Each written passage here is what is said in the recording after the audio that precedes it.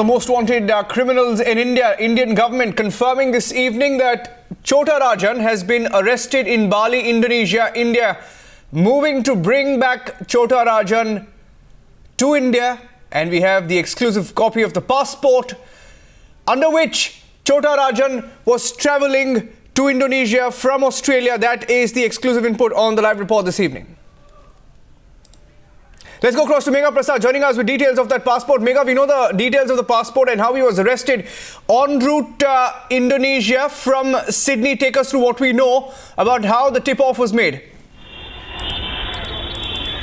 Well, Ranjan, a lot has now been said about the tip-off, but this exclusive picture that we are now putting out is the passport. It's a copy of the passport on which he was traveling. These are the first pictures of the copy of the passport which is on the name of Mohan Kumar, a copy of which we have exclusively accessed. That is the copy, that's the passport on which Chota Rajan was traveling, perhaps from Australia to Indonesia.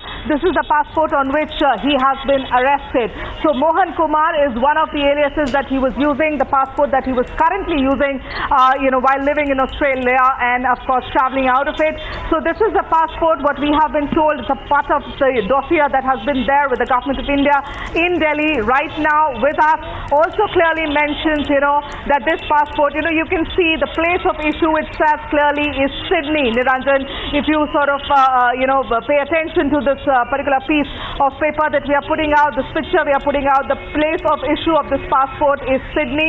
The date of the issue is 8 September 2008, and of course says the place of birth of this man called Mohan Kumar. Of course, the photo is of Chota Rajan, it's quite clear, but the place of birth says Mandya in Karnataka. What I can also tell you is that this particular passport is one out of three that he has been using, but the one that has been he has been using in the last few months, in the last few years perhaps.